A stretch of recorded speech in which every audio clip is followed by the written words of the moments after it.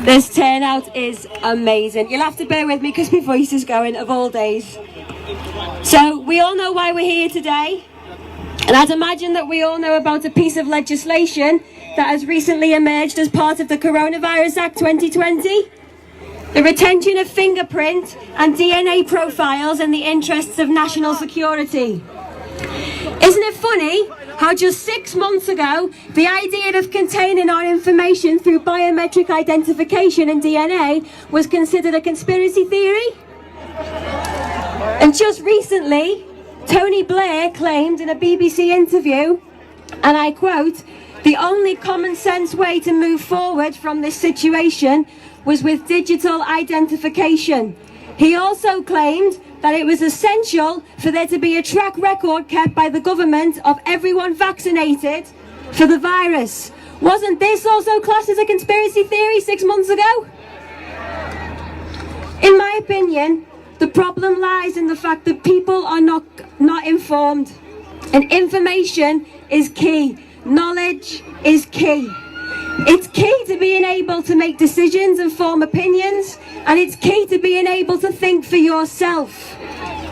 Now, I was there once. I was once ill-informed to many things, but the second that I began to question everything that was happening around me and why, I discovered information that I would never have found otherwise. And believe me, I'm still learning a lot. This information, it's hiding in plain sight right in front of our eyes, and one of them being Operation Lockstep, a section of a wider document called Scenarios for the Future of Technology and International Development. This was written 10 years ago by the Rockefellers and even talks about biometric identification. The mainstream media or the government, they will never tell you this about this information because it's not their narrative and it's not their agenda. You can only go looking for it yourself. But when the media and the government present you with information, the trick is to listen to how they say what they say. And recently, they've been talking in cases, not deaths or hospital admissions, cases. And cases can range from asymptomatic to mild to severe. But we do not know how many of these cases are which because we are not told. They just tell us cases because that alone is enough to scare people into believing that we're still in such a threatening position based on the way we've been told about the virus from the beginning. When in reality, we're not. Because if we were, why would they need to pay people to be tested?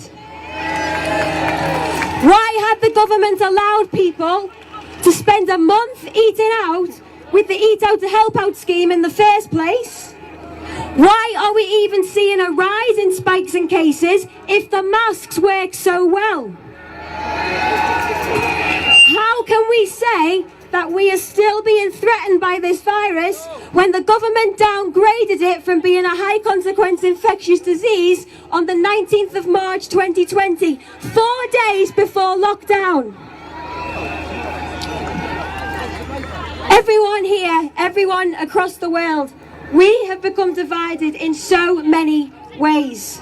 It's black against white, young against old, man against woman, and now it's mask wearers against non-mask wearers and sheep against tinfoil hat wearers. And it's time to stop dividing and start uniting.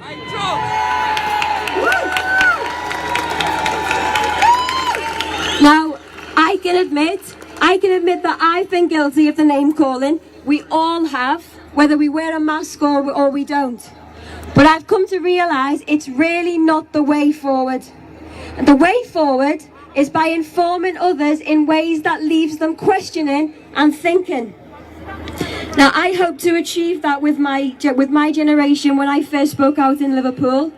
And my speech has already made a huge positive impact on many of my peers, and I hope I really hope that continues. I was amazed, and still am, at how many of my peers are just so accepting of everything without question. Mainstream media and social media are not just our only sources of information. Young people and children are the easiest to influence with what's to come if we allow what's happening around us to continue without question. We were already blamed for the rise in spikes in cases, even though we'd just been given the chance to eat out and help out, and even though the entire nation was given the same opportunity. So why just blame the young people? I'd like to set a challenge to each and every one of you here today. Starting from now, make it your aim to inspire at least one person. And by doing so, you will have doubled the number of people here today.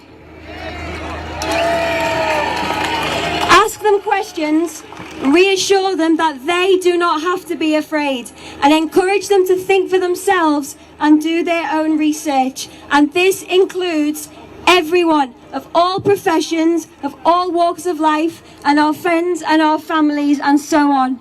Join us in the fight for our freedom and peace, because we are the people, we have the power.